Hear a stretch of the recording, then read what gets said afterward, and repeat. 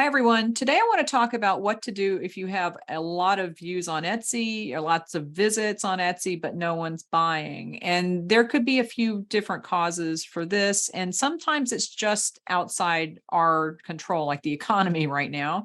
But let's go into Etsy and I'll show you a few things to check to make sure that you're getting the right kind of views. And that could be part of it. Or if there's something wrong with your listings that you need to inspect. I'm going to go down here to Etsy search. Now, Etsy app is also search traffic. That's the app traffic. It's the search that is on the app. And then Etsy search is on desktop.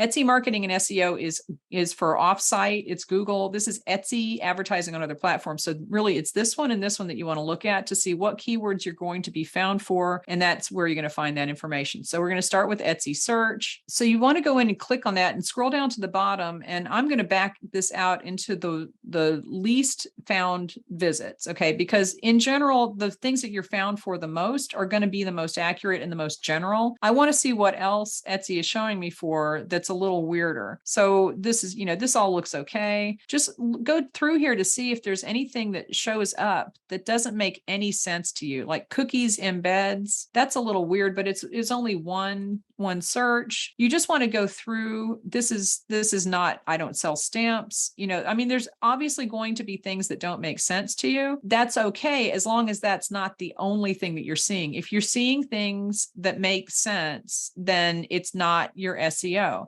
If you're seeing a lot of things that don't make sense, then Etsy is finding you for terms that are not matching what your actual products are. And sometimes people just click through out of curiosity. So you want to go through and just look at this. Like, I don't sell tie-dye candy.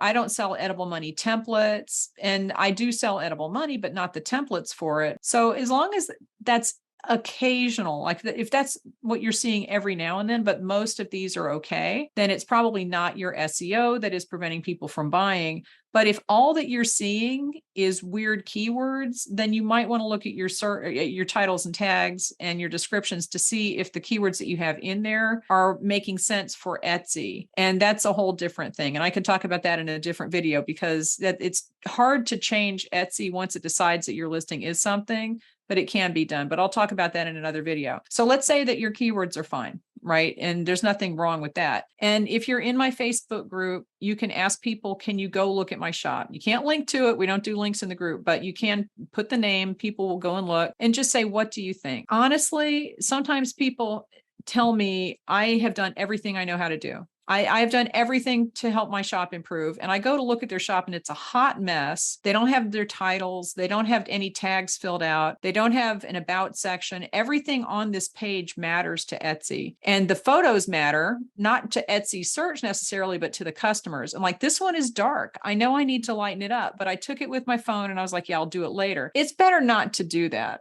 Okay. So this is a do as I say, not as I do situation, but you need to go in. This is actually a good example. Go in and look for pictures that look like they could be improved. So if people can't look at your item and know exactly what it is just by looking at the picture, then you need to go and change the pictures. And I know that's a terrible thing to tell people because it's a lot of work, but it is something that you need to do. It's something that you need to face. But if you objectively go to your shop and you look at it and it doesn't look good to you, then it doesn't look good to customers.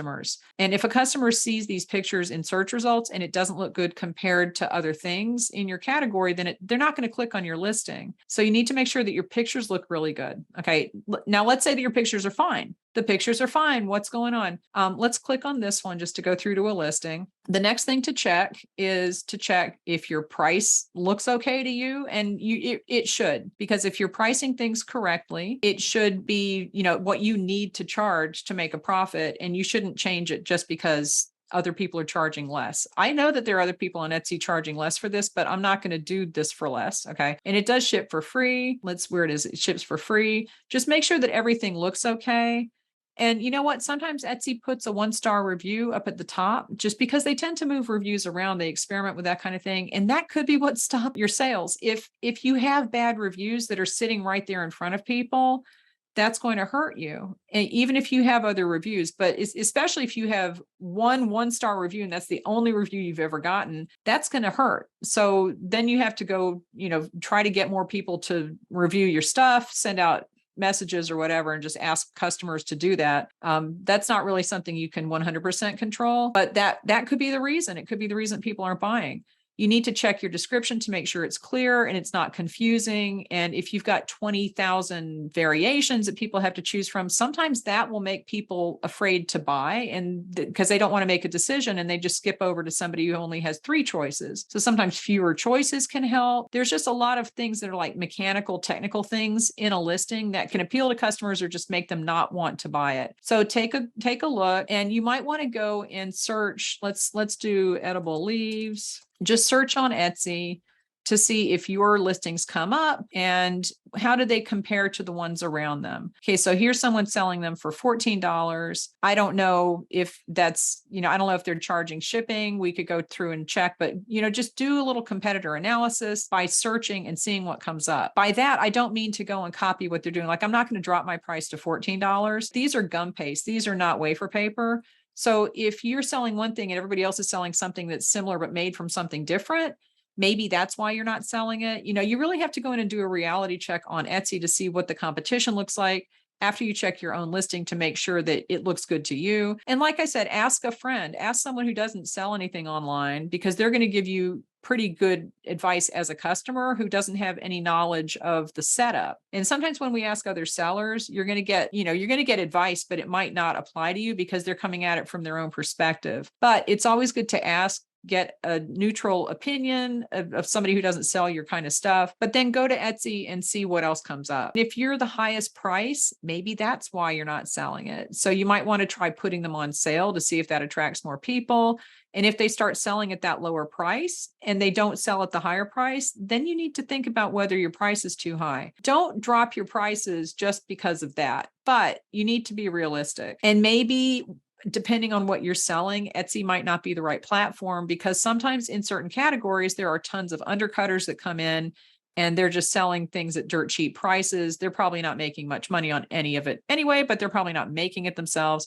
So there's a lot of things to consider, but pricing is one of the things. All right, so let's go back to this listing. I'll just click on the listing here. And the next thing to check after you look to see what the prices are and everything looks okay in your listing is, are your shipping prices too high? Are your processing times too slow? So this has it estimated arrival. This is Etsy estimating. It's just an estimate, but sometimes the estimates are really far out. I have everything on mine set to 1 to 3 days because it gives me a little cushion. I usually ship everything the next business day, but the 1 to 3 will give me a cushion if I have a problem with my printers or something happens and I have to leave the house all day and I don't have time to ship orders or whatever it is. But you need to check to make sure that the estimated arrival time isn't so far out in the future that people skip it, because people want their stuff fast. And I do that. I just bought some stuff on Amazon and I looked for the thing that I was going to get the next day. So people need their stuff fast. And if you can shorten this any way that you can by shortening your processing time, then that's a good option. You can make sure your shop policies are all filled out. If you don't have shop policies and people click on this and they don't see anything, they're not going to be happy. And Etsy now is doing this where they put up, the basic shop policies, and that's going to change on the 31st to have a consistent return policy. So people will see something. You need to make sure it's what you want them to see, because they will put other stuff up there. The FAQs are here if people have other questions. Just make sure that you have as much information for the customer as possible, and make sure that everything is filled out easily, like to be read easily in your description. I think that my descriptions, I have everything kind of separated into small paragraphs. Don't do one long block of text, because people see that wall of text and they just say, forget it, I'm not reading that. And people tend to skim. So write things for skimmers. Just make sure that everything is easy for the customer. Once you get past the search and you're getting traffic, it's something about the listing that is stopping customers from buying. And that's what you really need to look at. So if they're clicking through to the listing, the pictures are probably okay, but it might be that the keywords aren't really right. So they're clicking through out of curiosity. As long as you eliminate that, then look at the listing itself and be brutally honest with yourself. Is your processing time too long and that pushes the estimated arrival time too far out? Is your shipping price too high?